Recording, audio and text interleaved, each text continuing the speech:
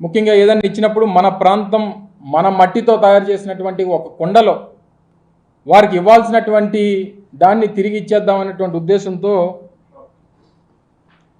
వారు ఎంతగానో ఇష్టపడేటువంటి ఈ పప్పుని ఈ ప్రాంత మట్టితో తయారు చేసినటువంటి ఈ మట్టి కుండలో మా ప్రాంత శాలివాహనుడు మా కుమ్మరి సోదరుడు తయారు చేసినటువంటి మట్టి కుండలో పెట్టి ఇక్కడ ఉన్నటువంటి వారు ఎవరన్నా సాహసం చేసి వారికి తీసుకెళ్ళి ఇవ్వగలిగితే మీరు ఇవ్వండి, లేకపోతే వారే పరిగెట్టుకుని వచ్చి దానికి ఆయనకి ఇష్టమైనటువంటి ఐటెం కాబట్టి నేనే వచ్చి తీసుకెళ్తానంటే తీసుకెళ్ళమనండి, ఇక్కడే ఉంచుతాను దీన్ని. కాకపోతే ఈ పప్పుతో పాటు ఇందులో కాస్త ఉప్పు కారం కూడా కలిపా. కేవలం ముద్దపప్పు అయితే సరిపోదు వారికి. ఏ రోజు కూడా ఆలోచన చేయనటువంటి తండ్రి కొడుకులు ఇప్పుడు వచ్చి ఈ ప్రాంతం మీద ప్రేమ ఉన్నట్టు, ఈ ప్రాంతం అంటే అభిమానం ఉన్నట్టు, ఈ ప్రాంతానికి ఏదో భవిష్యత్తుని ఇచ్చేస్తామన్నట్టు చెప్పేటువంటి మాటలు సిగ్గు లజ్జ, ఏ రకమైనటువంటి విశ్వాసం ఈ ప్రాంతం మీద లేనటువంటి ఈ అబ్బా కొడుకులు ఇద్దరికి ఈ ప్రాంతంలో ఉప్పు కారం కలిపినటువంటి దీంతో కలిపి పెడితే కాస్తంత సిగ్గు లజ్జ విశ్వాసం పెరుగుతాయనేటువంటి ఉద్దేశంతో దీన్ని తయారు చేయించారు. దీన్ని తీసుకొని వెళ్ళి వారు ఏం చేసుకుంటారో, ఎందుకంటే సహజంగా వారు వెనక్కి తిరిగి చూసుకుంటే వారి మచ్చ వారికి కనబడదు, ఎందుకంటే సైజు పెద్దది. అది మన కింద ఉన్నటువంటి మచ్చ మనం చూసుకోకుండా ఊరోళ్ళందరి గురించి మాట్లాడితే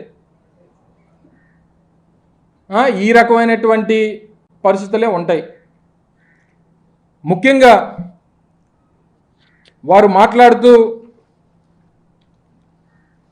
నా మీద చేసినటువంటి విమర్శలు నాకేదో 100 కోట్ల రూపాయలు నేనేదో అవినీతి చేసినట్టు, 100 ఎకరాలు నేను దోచేసినట్టు తాను మాట్లాడాడు. నేనేమి నీలాగా బ్యాక్డోర్ పొలిటీషియన్ కాదు, కానీ తమరండి, తమరు మంత్రి అయిన తర్వాత ఎమ్మెల్సీ అవుతారు. అబ్బబ్బబ్బబ్బబ్బా, తమరు మంత్రి అయ్యి తర్వాత ఎమ్మెల్సీ అవుతారు, తర్వాత ఎమ్మెల్సీ అయ్యి ఎన్నికలకి వెళ్ళి ఎమ్మెల్యేగా ఓడిపోతారు. తమర తాలూకా రాజకీయం అది. ఒక మాజీ ముఖ్యమంత్రి కొడుకు, ఆయన పోటీ చేసేటువంటి సమయానికి ఆయన ముఖ్యమంత్రి కొడుకు శాసనసభ్యుడిగా ఓడిపోతాడు.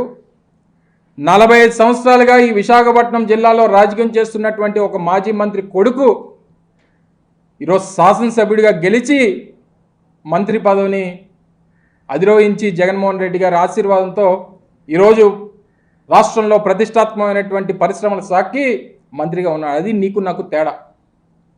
సిగ్గుందండి అసలు నీకు? మాట్లాడగలవు? ఒక మాజీ ముఖ్యమంత్రి కొడుకు అయి ఉండి ఎమ్మెల్యేగా ఓడిపోయి నువ్వు వచ్చి మా గురించి మాలాంటి వాళ్ళ గురించి మాట్లాడుతూ ఉంటే, నాకు తెలిసిన దగ్గర నుంచి నేను పుట్టి పెరిగినటువంటి నా మింది గ్రామంలోనే నేను ఉంటున్నా. మా తాత కట్టించినటువంటి ఇంట్లోనే నేను నివాసం ఉంటున్నా. మా తండ్రి అక్కడే ఉన్నారు, నేను అక్కడే ఉన్నాను, మా తాత అక్కడే ఉన్నారు. మా 4 ఫాదర్స్ దగ్గర నుంచి ఆ గ్రామమే నాకు తెలిసి నేను పుట్టినటువంటి గ్రామం. నువ్వెక్కడ పుట్టావు? మీ నాన్న ఎక్కడ పుట్టాడు? ఇప్పుడు మీరు ఉండేది ఎక్కడ? మీ నాన్న ఉండేది పూరి గుడిసెలో ఉండేటువంటి మీ నాన్న ఈరోజు నిన్ను తీసుకొని వచ్చి ఒక రాయల్ ప్యాలెస్లో, హైదరాబాద్లో ఒక రాయల్ ప్యాలెస్లో నిన్ను పెట్టాడే. ఎలాగా ఆ స్థాయి నుంచి ఈ స్థాయికి వెళ్ళవచ్చు ఒక్కసారి చెప్తే, ఈరోజు రాష్ట్రంలో ఉన్నటువంటి అనేక మంది పేదవారు కూడా ఈ మీ తండ్రి తాలూకా స్కీమ్ని ఫాలో అయ్యి వారు కూడా పాకల్లో ఉన్నటువంటి వారందరూ కూడా ప్యాలెస్ల్లోకి వెళ్ళిపోతారు. మీరు చేసినటువంటి అవినీతి సంపాదన, అక్రమాలు, అన్యాయాలు, మీరు చేసినటువంటి అవినీతి ఇవన్నీ మర్చిపోయి, నీ కింద ఉన్నటువంటి మచ్చను నువ్వు మర్చిపోయి, నువ్వు మాలాంటి వాళ్ళ గురించి, 45 సంవత్సరాలుగా రాజకీయ చరిత్ర ఉన్నటువంటి మాలాంటి కుటుంబాల గురించి, ఈ రాష్ట్రంలో పేదవాడికి సంక్షేమాన్ని అందిస్తున్నటువంటి ముఖ్యమంత్రి జగన్మోహన్ రెడ్డి గారి గురించి నీకు నోటికి వచ్చింది మాట్లాడతావు. నువ్వు ఇష్టం వచ్చినటువంటి మాటలు మాట్లాడతావు. మెడికల్ కాలేజ్ గురించి మాట్లాడతావు, ఆర్ఈసిఎస్ గురించి మాట్లాడతావు.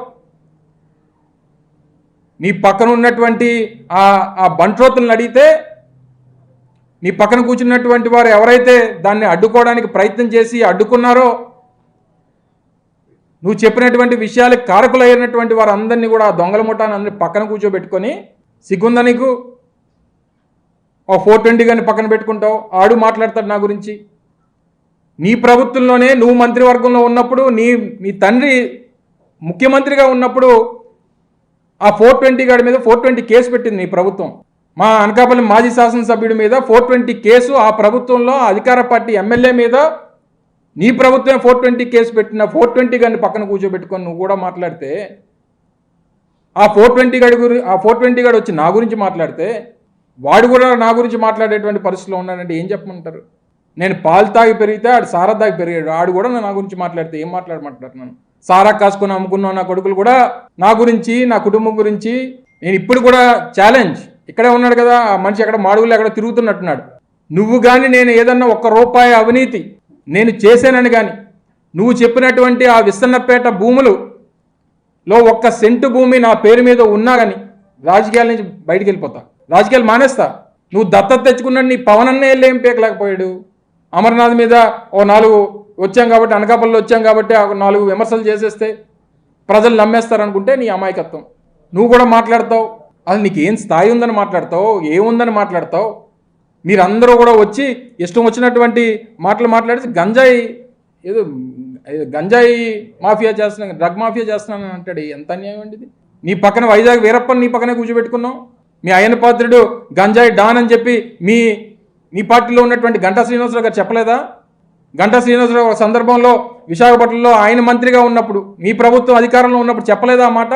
గంజాయి డాన్లని, వైజాగ్ వీరప్పల్ని అందరినీ కూడా నువ్వు పెట్టుకొని పక్కన, నువ్వు మమ్మల్ని అంటున్నావు పక్కన 840ని 1680ని పక్కన పెట్టుకొని.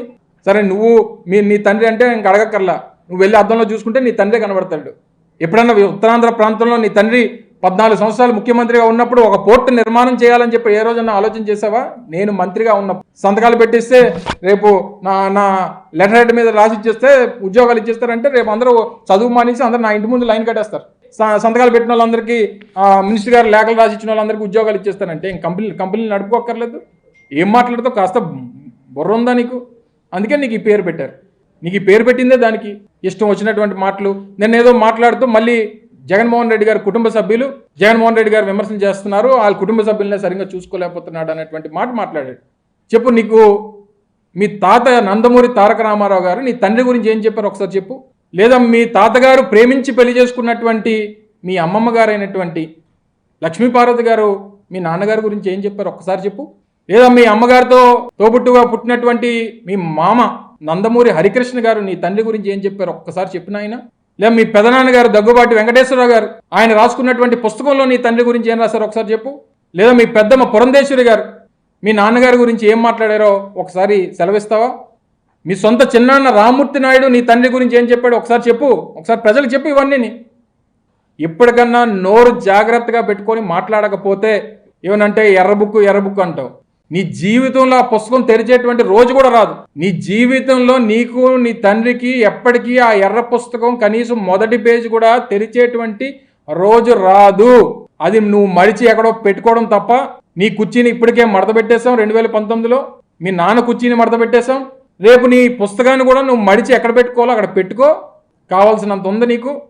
ఇంకా ఇక్కడైనా నువ్వు ఎంత సీరియస్గా డైలాగులు చెప్దామన్నా, ఎంత సీరియస్గా మా మీద విమర్శలు చేద్దామన్నా నిన్ను చూసి ఆ సీరియస్నెస్ మాకు రావట్లేదు. అంత కామెడీ ఫేస్ మంది. దయచేసి ఈ తప్పుడు రాతలో ఎవడో ఇచ్చినటువంటి 4 పదాలు స్పష్టంగా పలకవయ్యా. నువ్వు పెట్టేటువంటి సమావేశం పేరు చెప్పు ఏంటో. నువ్వు నేను చెప్పడం కాదు, ఆయన చెప్పమను. మనం డెంగ్యూ జ్వరాలు అని చెప్పమను, చెప్పగలలేమో. సో ఈ కనీసం నోరు తిరగనటువంటి నువ్వు కూడా మా గురించి మాట్లాడితే ఏం సమాధానం చెప్తాం? ఒక భ్రమ కల్పించి దయచేసి ఇక్కడ ప్రచారాలు చేయొద్దు, మా మీద తప్పుడు ఆరోపణలు చేయొద్దు అని చెప్పి మరొకసారి ఈ పప్పుకి హెచ్చరిస్తూ నిన్న చేసినటువంటి వ్యాఖ్యల్ని మరొకసారి తీవ్రంగా ఖండిస్తా ఉన్నా.